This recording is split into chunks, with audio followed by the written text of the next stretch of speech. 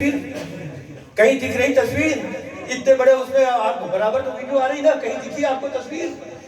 یعنی اہل عراق نے یہ ثابت کیا کہ ہم اپنے مرجع کو کیسے فالو کرتے ہیں، اور اس میں ہندوستان اور پاکستان میں لوگ توجیحات پیش کر رہے ہیں۔ نہیں، انہوں نے تو ایسے کہا، انہوں نے تو یوں کہا ہے، صرف سیاسی وجہ سے کہا ہے۔ اے بھیا، کہا تو انہوں نے ہے نا، بتائیں گے تو وہ وجہ نا، آپ کون ہوتے ہیں توجیح کرنے والے؟ اس کا مطلب یہ کہ آپ کی حسرت ہے کہ اسی کی آڑ میں جو میں کر رہا ہوں وہ بھی صحیح ہو جائے، وہ بھی صحیح ہو جائے۔ ہاں، اپنی طریقے سے ہر چیز سوچتے ہیں کہ جیسے میں ریل بناتا ہوں، جیسے میں تصویریں کھینچتا ہوں، جیسے میں جا کے مقدس جگہوں میں اپنی وہ کرتا ہوں، ویسے ہی آغا سیستانی کے بھی دل میں خواہش ہوگی کہ اتنی تصویریں لگیں گی، دنیا دیکھے گی، ارے اتنا بڑا مرجع ہے، ارے یہ تو وہ ہے، یہ تو وہ ہے۔ ارے کہاں ہے آپ، کس ہوا میں گھوم رہے ہیں؟ مرجع کہتے ہی اسے ہیں جو نفس و ہوا کے خلاف کام کرے۔ ہاں، آپ کو پتہ ہی نہیں ہے کہ مرجعیت کس کا نام ہے؟ ہم اپنی جانب سے توجیہ کریں گے، نہیں ایسا نہیں، ایسا ہے، ایسا نہیں، ایسا ہے۔ یہ عزیزوں، بالکل اس سلسلے سے بالکل حساس رہیے، مت کیجیے ایسا۔ سب سے زیادہ مجھے دکھ اس بات کا ہے کہ کویت کے نام سے جب یہ جائے تو بالکل مجھے پسند نہیں ہے، بالکل پسند نہیں ہے کہ کویت کے عزادار ایسا کرتے ہیں، کویت کے مومنین ایسا کرتے ہیں، کویت کے نوجوان ایسا کرتے ہیں نا۔ ہم ماشاءاللہ سے، میں نے کہا نا کہ یہاں تو میں نے 25 سال دیکھیے، سارے بزرگ میرے محبت کر، نہ جانے کتنے برسوں سے یہاں رہ رہے ہیں۔ کبھی یہ ماحول نہیں تھا، یقین جانے کبھی یہ ماحول نہیں تھا جو ماحول آج دکھائی دے رہا ہے۔ تو خاص طور سے اپنے نوجوانوں سے میں ہاتھ جوڑ کے اپیل کر رہا ہوں، آئندہ مت کیجیے گا ایسا۔ ہاں، جو آرگنائزر ہیں ان کی وہ ذمہ داری ہے، وہ کیا کر رہے ہیں ہمیں مطلب نہیں ہے، لیکن ان کو بھی پیغام یہی ہے کہ کویت کی ادا کو ادا رہنے دیں، کویت کی ادا کو ادا رہنے دیں، اس کو ایونٹ نہ بنائیں۔ ایونٹ کے لیے الگ موقع پہ ان کو بلائیں، پارٹی کے حساب سے ان کو الگ موقع دیں۔ ارے میں اس سے زیادہ کچھ کہہ ہی نہیں سکتا۔ اگر کوئی سیاسی مسئلہ ہے تو اس کو سیاسی رہنے دیں، عزائے حسین کو سیاست کا اڈا مت بنائیں۔ عزائے حسین سیاست کا اڈا نہیں، اس کو ایونٹ کو الگ رکھو۔ اگر آپ نے دم ہے تو الگ سے کریں پروگرام، پھر دیکھتے ہیں کتنے مومنین اس میں شریف ہوتے ہیں، ہاں پھر دیکھتے ہیں کہ اس پروگرام میں کتنے لوگ گئے ہوں گے۔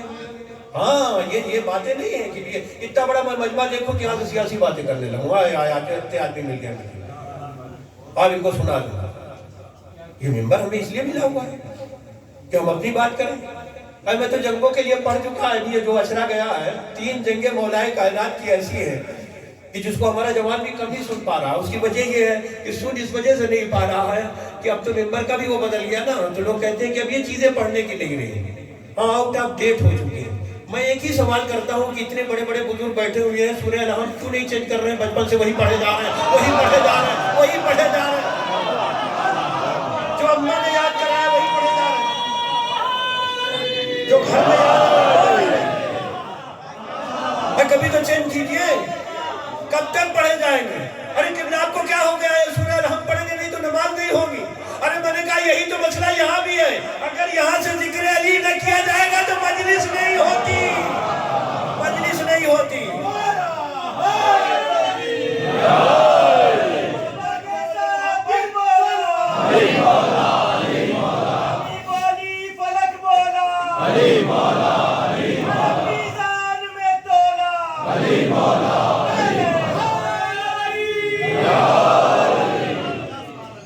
مجلس نہیں ہوتی میرے جوانوں، ہاں کہنے کا آپ کو کچھ بھی کوئی کہتا رہے۔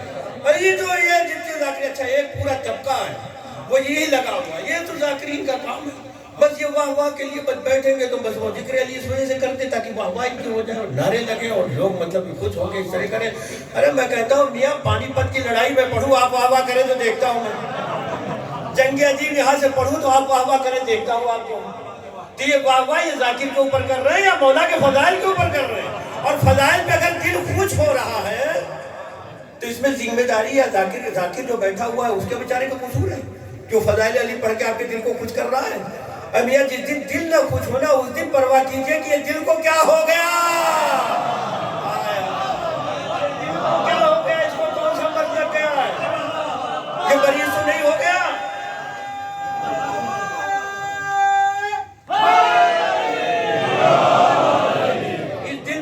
نہیں لگا، ہاں اگر دل پہ زنگ لگ گیا ہے تب تو پھر مسئلہ ہے پھر۔ اور اس کے لیے تو ریگمال کی ضرورت پڑتی ہے، اور وہی ریگمال ہم لوگ لے کے آتے ہیں کہ کسی طریقے سے کچھ تو صاف ہو۔ آپ پوچھیں گے کیسے آپ کو پتہ چلتا ہے صاف ہو رہا ہے؟ وہ پتہ ایسے چلتا ہے جب چہرہ کھلا ہوتا ہے، سمجھ لیتے ہیں کچھ صفائی ہو رہی ہے، صفائی ہو رہی ہے، ورنہ تو زنگی لگا رہا ہے۔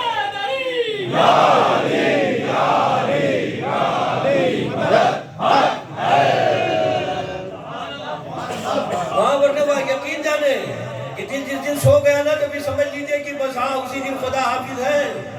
کہ علی کے فضائل پہ اگر دل خوش نہیں ہو رہا ہے تو ضرور ایک مرتبہ ٹٹولیے کہ کچھ ہو تو نہیں گیا اس کو۔ ہاں کچھ لوگ یہ بڑے عجیب سے نا، اچھا یہ چیزیں تو کہیں اور ہوتی تھی اور کہیں اور کرنی پڑتی تھی دیکھنے کے لیے، لیکن اب اپنے مجمع میں اگر کرنا پڑے، ہاں یہ سب یہ جو آزمانے والے نسخے ہیں یہ تو کہیں اور کے لیے تھے، کس کا دل کھل رہا ہے کہ نہیں کھل رہا ہے، آئے خوشی ہو رہی کہ نہیں خوشی ہو رہی ہے۔ لیکن اہم مسئلہ یہ ہے کہ اگر اپنے مجمع میں بھی یہ ڈھونڈنا پڑے کہ کس کا دل خوش ہو رہا ہے کس کا نہیں، یہ تو بڑے ستم کی بات ہے۔ اچھا چہرہ تو واقعی بتا دیتا ہے، چہرہ بتا دیتا ہے، حقیقت یہ ہے کہ چہرہ بتا دے، اور اتنی بڑی باڈی میں جو 6 فٹ 6.5 فٹ کا انسان ہے نا، سب سے اہم چیز یہی چہرہ ہی تو ہے۔ یہ اتنی سی جگہ ہی تو اہم ہے۔ آپ پہچانے کیسے جاتے ہیں؟ کہاں؟ چہرے سے، پیر سے پہچانے جاتے ہیں، ہاتھوں سے پہچانے جاتے ہیں، یہ فلاں ہے محمد حسین ہے، یہ علی محمد ہے، کیسے پہچانے جاتے ہیں؟ اسی چہرے کو دیکھ کے پہچانے۔ اچھا کتنے چہرے ہیں؟ اب اس وقت اتنے چہرے ہیں، لیکن ایک بات ذرا انصاف سے بتائیے، نہ کسی کی آنکھ سے مل رہی، نہ کسی کی ناک سے مل رہی، اتنے سے مجمع میں کسی کے ایک دوسرے کی صورت میں جتنی بھی چیزیں ہیں کسی سے مل نہیں رہی، تو اللہ نے یہ کیا بنا دیا بھائی؟ ایک پرنٹر جو کچھ بنانے جاتا ہے، میں نے شاید کسی مجلس میں بات کہی تھی، تو ایک مرتبہ اگر تصویر بنا دے اور دوسری مرتبہ تصویر کچھ الگ بن جائے تو لوگ کہیں گے اناڑی ہے، ہاں کچھ اور ہی بن گیا۔ جیسے ہم جیسے لوگ اگر کچھ کھینچنے لگے تو ایسے ہی کھینچیں گے کچھ، لیکن وہ تو کہہ رہا ہے کہ میں نے بنایا تو ناز بھی کیا ہے، احسن الخالقین ہے وہ۔ ہائے ہائے ہائے، جس نے بنا کے ناز کیا تو ایسا تو ہو نہیں سکتا کہ بس ایسے ہی بن گیا۔ اس کا مطلب یہ ہے کہ کھربوں انسان اس نے بنائے، لیکن نہ کسی کی ناک سے ملتی ہے، نہ کسی کی آنکھ سے ملتی ہے، نہ کسی کے کان سے ملتے ہیں۔ کہا تو یہ منظر ہے کہ کھربوں میں بھی ایک دوسرے کی صورتیں الگ، لیکن 14 تصویریں ایسی بنائی، 14 تصویریں ایسی بنائی کہ پکار کے کہنا پڑا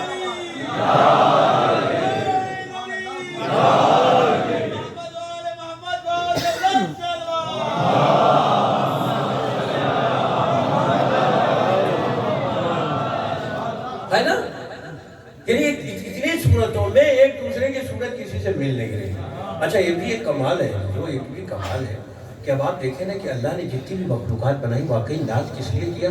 آپ کو بنانے کے بعد تو کچھ تو خوبی ہوگی آپ میں نا۔ یہ اور بات ہے کہ آپ اندازہ نہ لگا پا رہے ہو کہ آپ میں خوبی کیا ہے۔ سب سے بڑی خوبی یہ ہے کہ دوسرے کو وہ نعمت نہیں ملی جو آپ کو ملی۔ ہائے ہائے ہائے، اب آپ پوچھیں کہ وہ کون سی نعمت ہے؟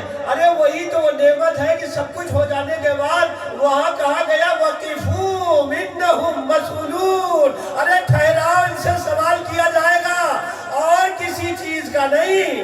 لوگ یہاں توجیہات کرتے ہیں دوسرے لوگ کہ اللہ کہے گا کہ یہ کھایا تو اس کا آ کے حساب دو، اتنے دن یہ کھایا تو اس کا حساب دو۔ ارے میاں اپنے جیسا اللہ کو بخیل سمجھا ہے، پراٹھے کھلانے کے بعد حساب لے گا۔ ارے یہ وہ نعمت ہے جس کے بارے میں سوال کیا جائے گا۔ ارے علی کی ولایت کا تم نے کیا کیا؟ وہ تو بتاؤ یار، وہ تو حساب دو۔ جس میں ملائے حیدر کرار نہیں ہے، جس میں ملائے حیدر کرار نہیں ہے، وہ خلد میں جانے کا بھی حقدار نہیں ہے۔ وہ کہتی ہے بڑی فخر سے زہرا کی کنیزیں، بچے ہمارے دین کے غدار نہیں ہیں۔